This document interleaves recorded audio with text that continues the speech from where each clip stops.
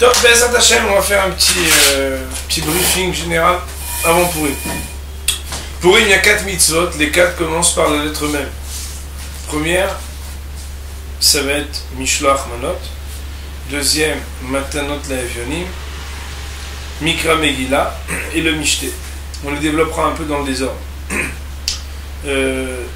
Toutes, sauf une, toutes, si on les a fait le soir de Purim, on n'est pas acquitté de la mitzvah, sauf une, qui est la mitzvah de la lecture de la Megillah, qu'il faut non seulement réaliser le soir, mais aussi le matin, donc il faudra lire à 2 fois.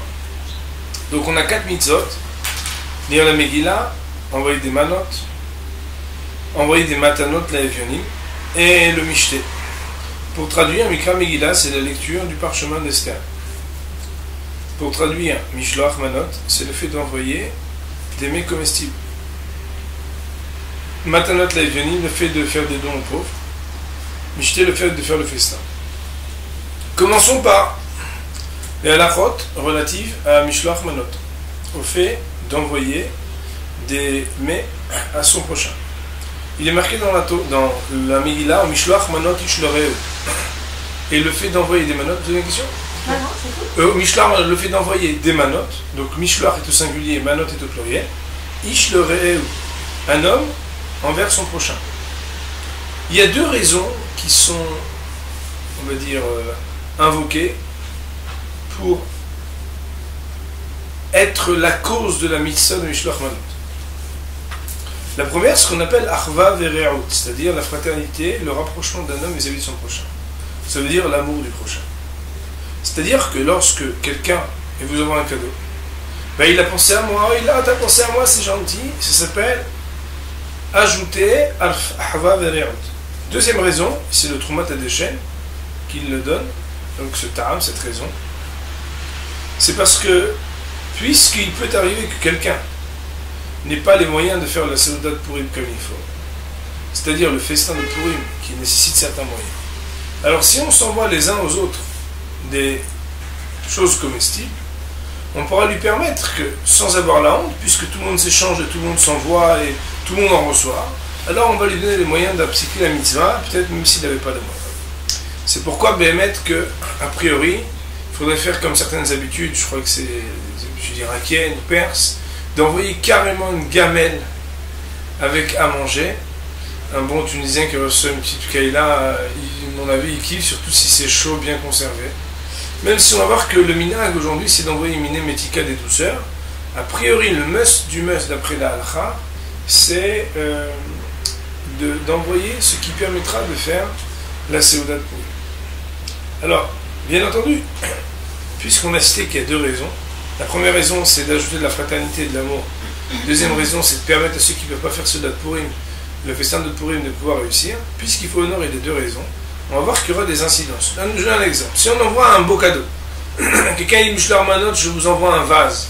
Alors c'est beau, mais le vase, pour manger Seudat de Purim, s'il utilise le vase, il ne va pas manger grand-chose. C'est pourquoi, a priori, il faut envoyer quelque chose de comestible. Parce que sinon, on ne pourra pas le manger. Par contre, c'est vrai que selon la raison qui dit qu'on rajoute de l'amour et de la fraternité, alors c'est vrai que cela sera honoré même si on envoie un cadeau. Quoi qu'il en soit, a priori, il faut envoyer quelque chose de comestible. Les Rachamim, donc les poskim et les décisionnaires, se sont demandé est-ce qu'on peut envoyer un mets qui n'est pas encore cuit.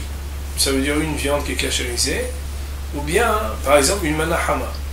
A priori, c'est pas le mieux, mais d'après la stricte loi, du moment que ça peut être consommé, mais avec une courte cuisson, alors cela sera suffisant donc, pour appliquer la mitzvah de Mishloach Manot. Comme on l'a souligné tout à l'heure, sur le plan linguistique, la Megillah dit Mishloach au singulier, Manot au pluriel. C'est pour dire qu'on envoie un envoi de 2 objets comestibles donc à une seule personne. Donc ça veut dire que d'après la stricte loi, et contrairement à ce que malheureusement les gens font, on en fera tout à l'heure la critique, ça suffit de faire un seul envoi avec 2 manotes. C'est quoi 2 manotes? C'est quoi 2 objets comestibles? Alors, bien entendu, quand on entend 2 objets comestibles, on a l'habitude d'envoyer un solide et un liquide. Mais il faut savoir que si on envoie 2 liquides différents, ça serait aussi Mishloach Manot. Par exemple, quelqu'un il envoie une canette de coca et une canette de Fanta, d'après la stricte loi, il n'y aurait pas d'interdiction. Par contre, si on envoie deux moitiés, par exemple, quelqu'un envoie une aile de poulet et une cuisse de poulet, bon, c'est très peu fréquent, mais... ou bien quelqu'un il prend un gâteau qu'il a coupé en deux, alors là, ça ne s'appellera pas deux manotes, ce sera une seule mana, il faudra ajouter quelque chose. Par contre, il faut savoir que si on envoie deux parties de quelque chose qui ont un goût différent, donc dans le cas que j'ai pris en réalité, pour ceux qui aiment bien le poulet, alors certainement ils sauront que la cuisse n'a pas du tout le même goût que, je sais rien moi, que l'aile ou que le cou. Alors à partir du moment où ça a deux goûts différents, ça pourrait être considéré comme deux manotes. Les briques, on peut imaginer que les briques, c'est pas que de la viande, et c'est pas que de la feuille, il y a les deux. Et pourtant, c'est considéré comme une seule et même mana. Donc même si vous en envoyez plusieurs des briques, ça ne suffira pas. Il faut envoyer des choses différentes. Normalement, il faut envoyer quelque chose qui soit quelque chose d'important, quelque chose qui a une certaine chashivut. D'ailleurs, si Béhémet, on ne peut pas envoyer quelque chose qui est à la hauteur de celui qui va recevoir, alors mieux vaut encore lui offrir un bon verre de vin, plutôt que d'essayer de faire comme si on veut lui envoyer quelque chose, mais qui ne sera pas à la hauteur donc de ses moyens. Aujourd'hui, l'habitude elle est d'envoyer minémética. Minémética, cela veut dire des sucreries. Alors si on envoie des sucreries à quelqu'un qui a du diabète, est-ce qu'on est acté de la mitzvah ou pas? Ou bien mieux encore, quelqu'un vient de recevoir des bons chocolats belges de bon Hercher avec un bon tampon, mais il vient de manger une très bonne viande.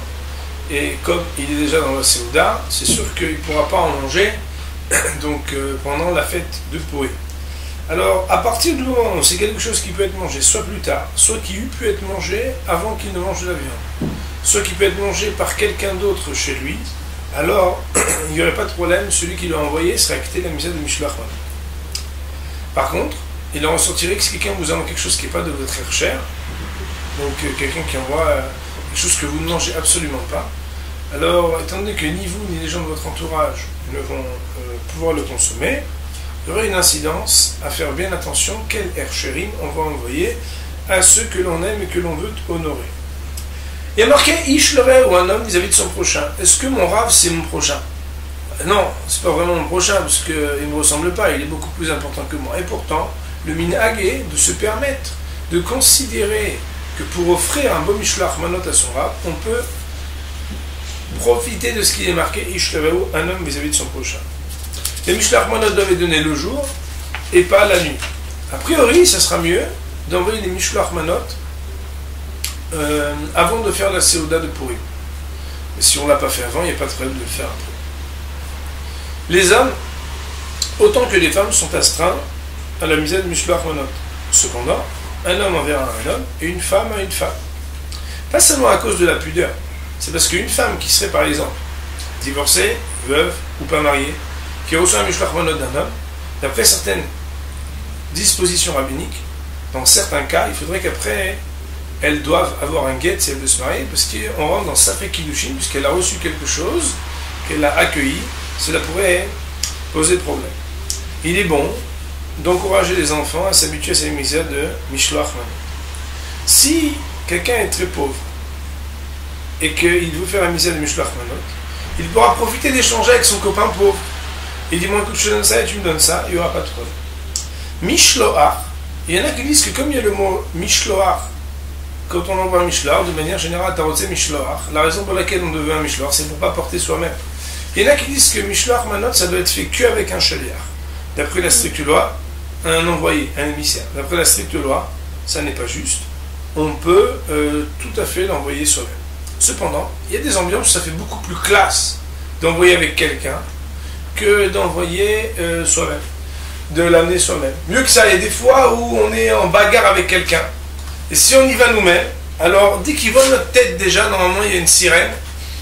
Alors que si Béhémet, quelqu'un vient et on prend quelqu'un qu'il aime bien, on lui amène une Mishloach Manot, ça peut être Marber Yaoud, ça peut Béhémet amener le shalom quand il va voir quelqu'un lui amène un beau Mishloach Manot. C'est pourquoi Béhémet, il faut savoir avec qui c'est mieux de venir soi-même, parce qu'il y en a même qui vont se vexer si tu l'envoies quelqu'un, et il y en a d'autres qui vont mieux prendre justement si on l'envoie avec un shliach.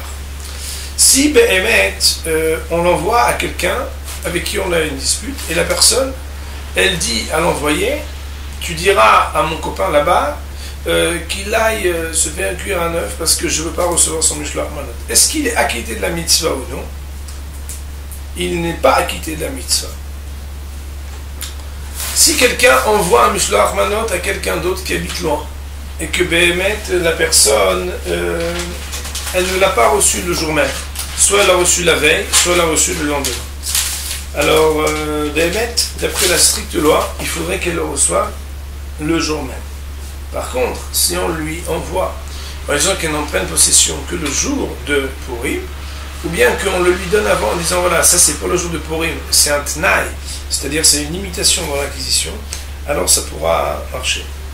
Si on veut normalement envoyer un émissaire, il faut que ce soit un grand adulte pour toutes les mitzvot, ni une femme, ni un non-juif, mais dans le cas de Mishloach Manot, il n'y aura pas de problème, on pourra le faire.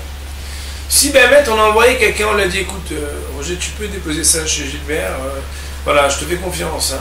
Et le problème, c'est qu'on ne sait pas si oui ou non il l'a fait, et on comptait sur lui. Normalement, il y a marqué Hazaka Shleha aussi Shlihuto. On suppose que si Béhémet, on l'a envoyé et qu'il était en état de sobriété, donc assez tôt dans la journée, alors la personne, elle a fait sa Shlihut, ça veut dire elle a honoré ce qu'elle devait faire. A priori, on a bien dit que Mishloach Manot, c'est mieux de le faire avant de faire le festin.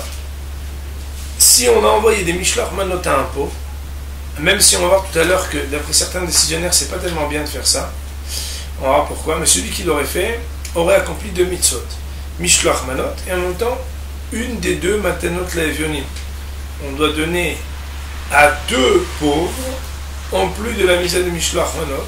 S'il a envoyé Mishloach Manot à un pauvre, s'il le fait, il aura accompli 2 mitzvot.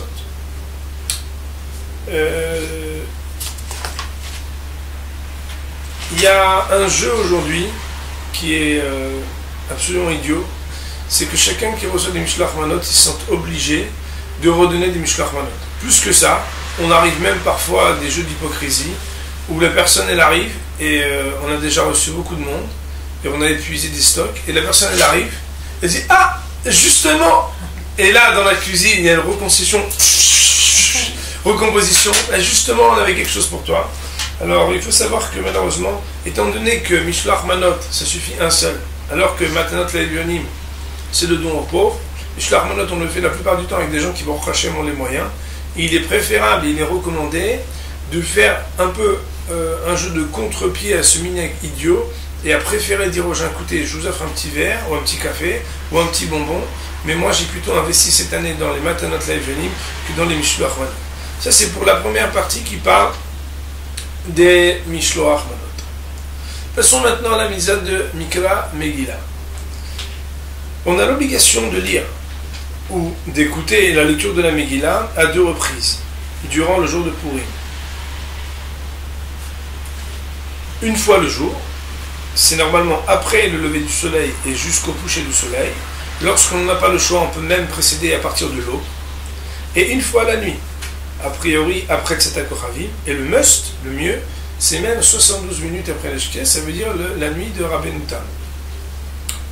Quand on n'en a pas le choix, alors on aurait le droit même à partir du coucher du soleil d'écouter la Megillah, mais c'est dans des cas vraiment, on va dire, extrêmes.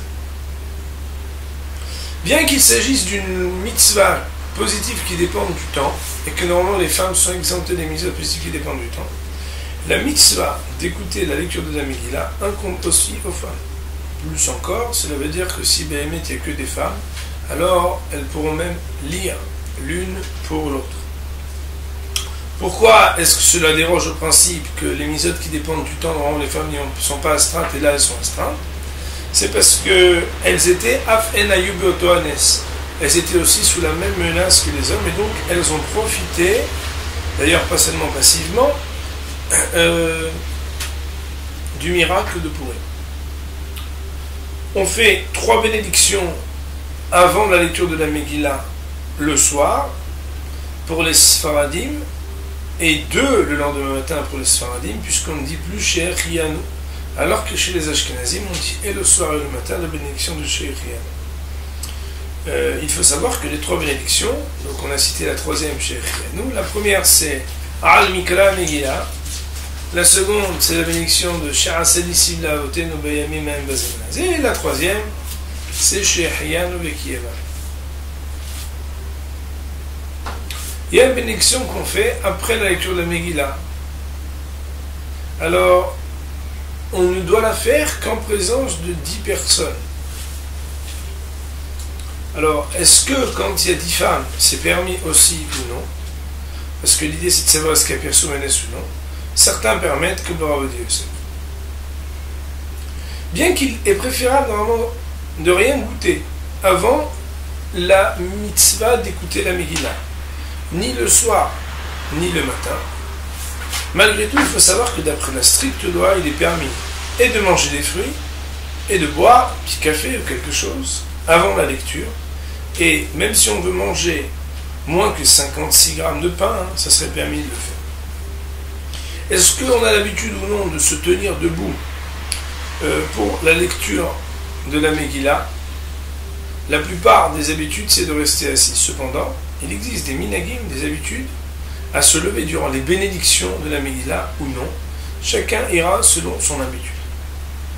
Comme on le sait, on ne lit pas le Hallel à Purim. Par contre, celui qui n'a pas de Megillah le jour de Purim, et qui se trouve donc dans l'incapacité de lire la Megillah, pourra lire le Hallel mais sans bénédiction. Il faut savoir que si quelqu'un va se trouver dans un endroit où il n'a pas de Megillah, et qu'il le sait avant que de partir, si c'est jusqu'au 11 du mois de Hadar, alors il pourra, d'après la stricte loi, lire la Megillah sans problème.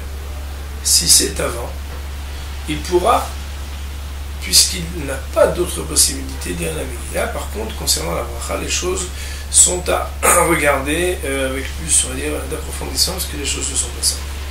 Voici pour les lois de Mikra Megillah, la lecture de la Megillah.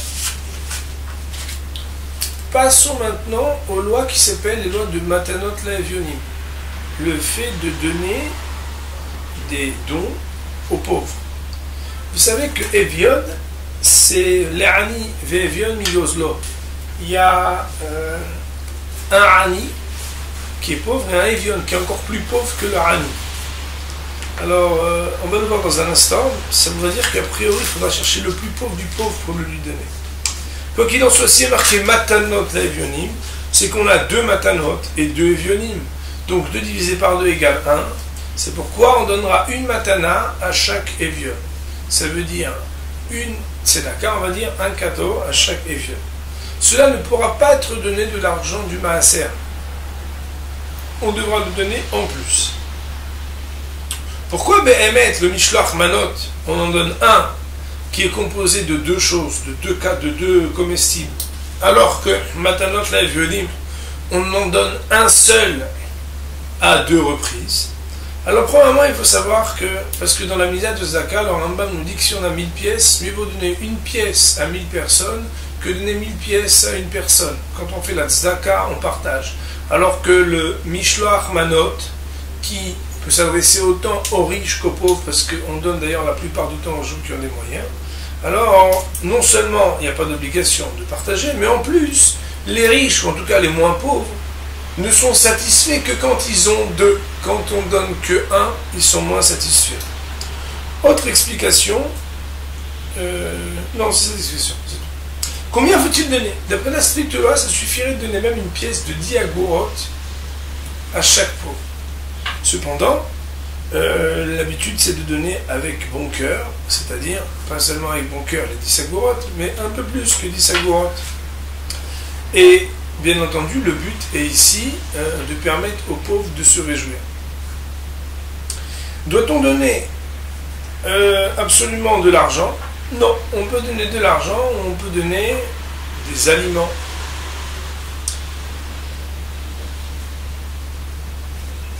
D'après la stricte loi, on aurait le droit de faire Seudat Purim avant même que de donner les Matanot Laevionim.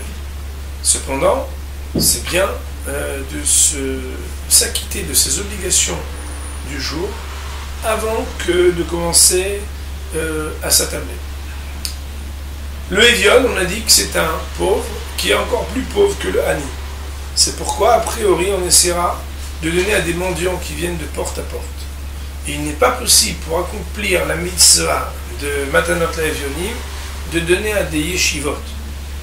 Cependant, si jamais un jeune bahour, un jeune homme, a des difficultés financières et donc a du mal à avoir la dignité qui lui revient dans la yeshiva, si on sait ce cas ou si c'est comme ça que ça nous est présenté, on pourra être acquitté de la mitzvah de Matanot Le'Evionim en le lui donnant à lui, donc même si il n'est pas entre guillemets un mendiant. Comme on l'a dit, il est préférable d'ajouter plus d'argent dans Matanot Le'Evionim que Mishloach Manot. Les femmes sont astreintes au Matanot Le'Evionim. Normalement, il est préférable de donner à un pauvre de l'argent ou un aliment qu'il peut manger dans la même journée. Cela voudra dire que si on lui donne de l'argent, a priori, il ne faudra pas lui donner un chèque qu'il ne pourrait encaisser. Parce que remarquez par exemple la moutarde bilvad, si c'est l'heure où la banque est déjà fermée.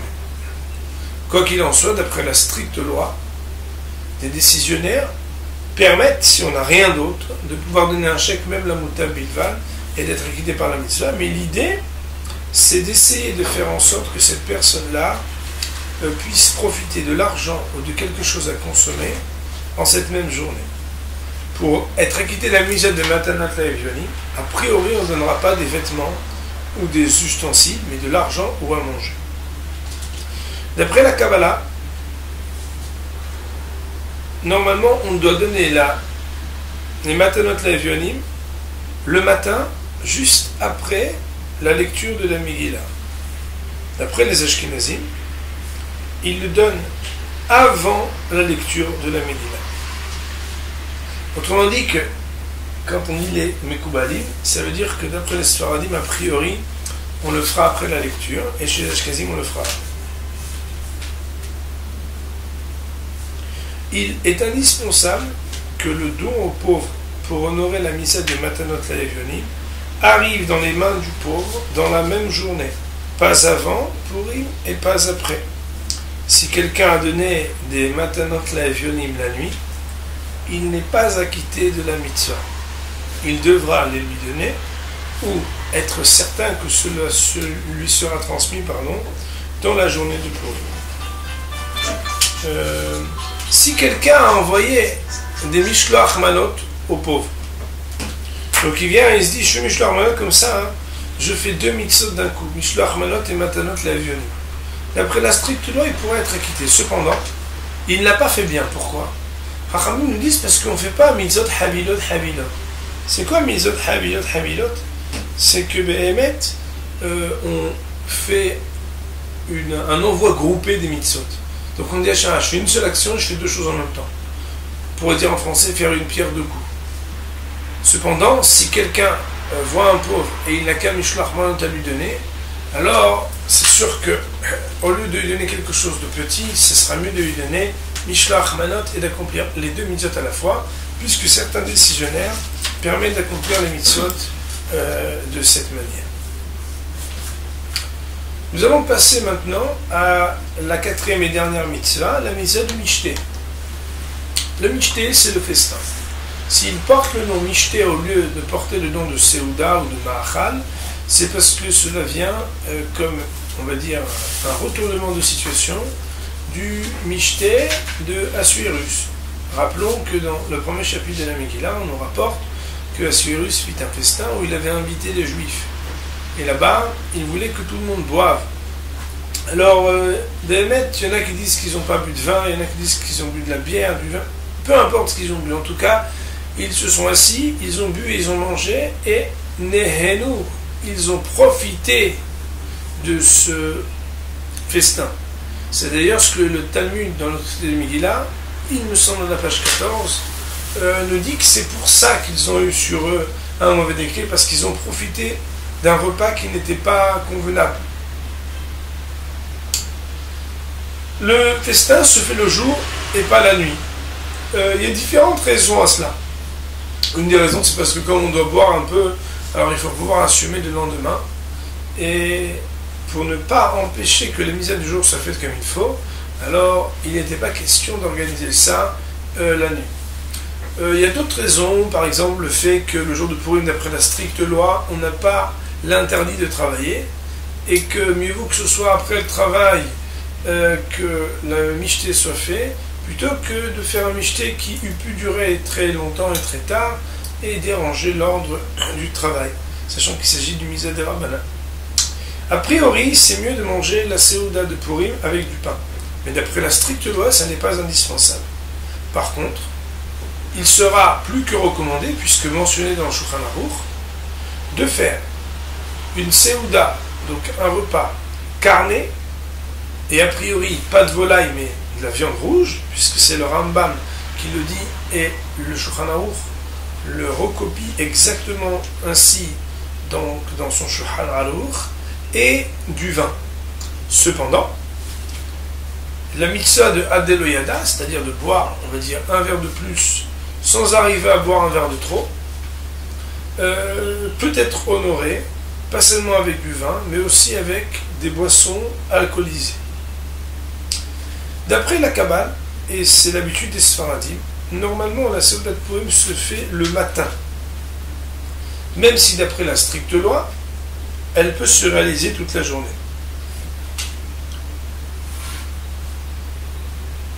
Celui qui donnera les matanot le'avionim et les mishloach manot avant que de commencer la Séouda de Purim, tavor alav beracha, on sera béni et c'est le mieux. D'après les Sfaradim, donc, l'habitude sera de tenter d'honorer l'opinion des kabbalistes, c'est de faire la Séouda de Purim déjà le matin, alors que les Ashkenazim ont l'habitude de ne le faire que l'après-midi. Quand Purim tombe un vendredi, c'est le cas cette année en 5772, a priori, on devrait finir la Séouda de Purim avant Hatzot, avant la moitié de la journée, ce qui est très très tôt. Quoi qu'il en soit, on pourra quand même, si on en a besoin, manger jusqu'à ce qu'on appelle la 10e heure solaire. Il faudra regarder dans le calendrier, je regarderai tout à l'heure. A posteriori, on pourra continuer à manger jusqu'à l'heure de la Shkia, même si, comme on l'a bien compris, ça n'est pas recommandé. La Shkia, cela veut dire le coucher du soleil. Si Béhémet, on est vendredi, et puis on boit, on mange, tout le monde est joyeux, et on se rend compte que la Séouda elle se termine après la nuit. Alors comment on fait? Est-ce qu'on fait d'abord Kabbalat Shabbat? Est-ce qu'on fait d'abord Kabbalat Shabbat? Est-ce qu'on fait d'abord la Tfila? Ou est-ce qu'on fait d'abord le Birkat Hamazon? Alors Hachamim nous disent que dans la mesure où si nous faisions déjà la prière de Arvit, on ne pourrait désormais plus faire le Birkat Hamazon avec Alanissim. C'est pourquoi on préférera d'abord dire le Birkat Hamazon avec Alanissim et seulement après faire la prière de Shabbat. Autrement dit, même si la nuit est tombée et que normalement, quand la nuit est tombée, alors on se dit mais on ne peut plus faire Alanissim, il reste la possibilité de faire Alanissim parce qu'on va d'après le début du repas. Bien entendu, ça c'est un avertissement, je pense, qui est superflu pour les dames, mais pour les hommes, c'est très important.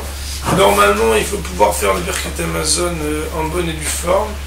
Et donc, il y a un dîne, ce qu'on appelle de chatouille, et un dîne de shikor dans la halakha. Il y a à boire un peu, et il y a à boire beaucoup. Et bien entendu, il n'est pas convenable, normalement, de dire une prière à Hachem lorsqu'on n'est pas présentable.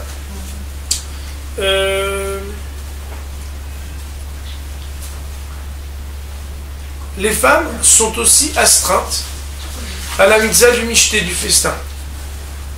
Cela veut dire qu'elles doivent manger de la viande, et même si elles n'ont pas l'obligation de boire un verre de plus, elles doivent quand même prendre un petit peu de vin ou une goutte d'alcool pour accomplir donc la mitzvah. Peut-être pas à Deloyada, mais bon, d'accompagner ceux qui vont boire un verre de plus, comme on l'a dit, un verre de plus et pas un verre de trop. Normalement, une femme, elle doit goûter un petit peu, une goutte pour dire qu'on a goûté, qu'on a participé donc, à la mitzvah. On a fait le tour, je crois, en peu de temps sur les lois de Purim. Baruch Adonai Le'olam, Amen ve Amen.